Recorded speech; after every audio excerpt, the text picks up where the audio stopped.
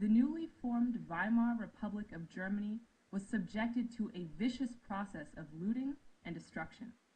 This process had three interconnected stages. The first, begun in 1919, was the enforced takedown of the production and productive capacity of the German nation.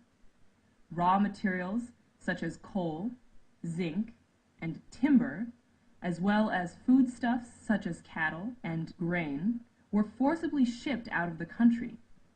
More significantly, the infrastructure of the country, such as its rail grid and merchant marine, were seized. This destruction of the nation's productive capacity paved the way for the next two stages.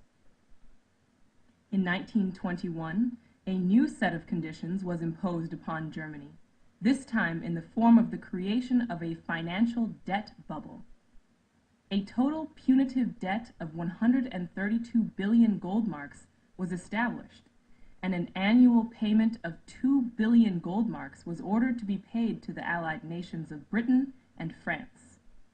This created a massive debt bubble, which quickly became unserviceable, especially under the conditions of destroyed productivity experienced by the German nation.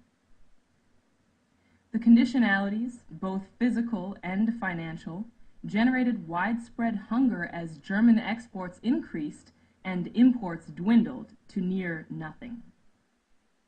The combination of these two processes generated the third.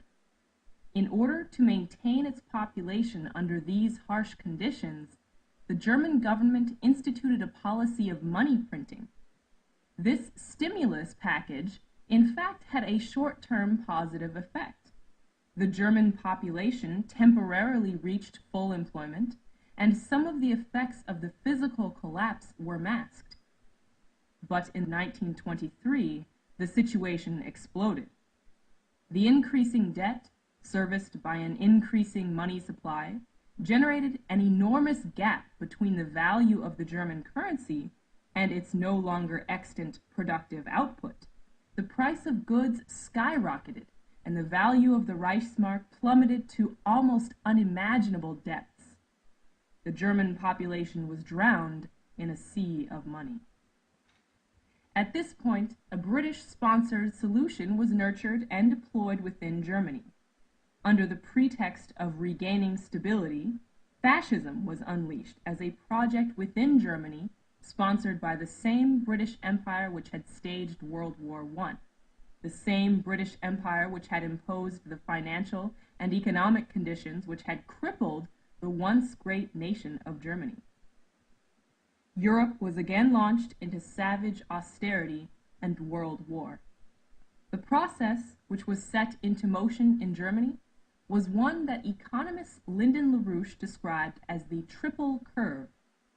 The threefold process of feeding a ballooning financial bubble using an expanding money supply looted from a collapsed physical economy represents a single typical collapse function. Like the separation of the boundary layer during transonic flight, the act of divorcing the money supply from the physical economy generates a self-feeding shock front. This shock front develops rapidly until it reaches a critical point of instability, where the rate of increase in the monetary aggregates surpasses that of the financial aggregates. At this point, unless the entire system is scrapped, a hyperinflationary blowout is inevitable.